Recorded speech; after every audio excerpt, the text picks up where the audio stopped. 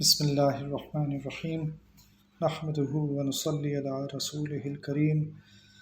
حضرت حکیم اختر صاحب رحمہ اللہ کی کتاب پیارے نبی کی پیاری سنتیں کا سبق چل رہا ہے صلی اللہ علیہ وسلم۔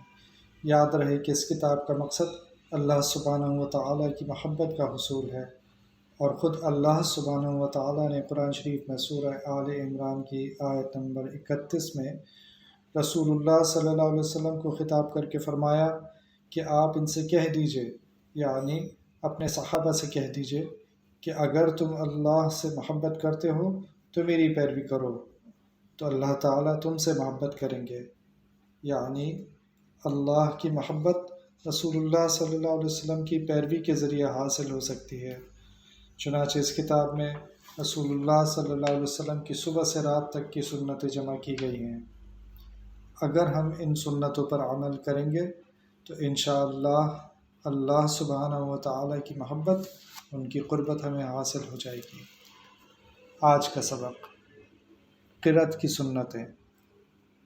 نمبر 1، تعوذ یعنی اعوذ باللہ پڑھنا۔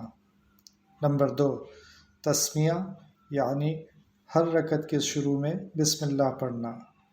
نمبر 3، چپکے سے آمین کہنا۔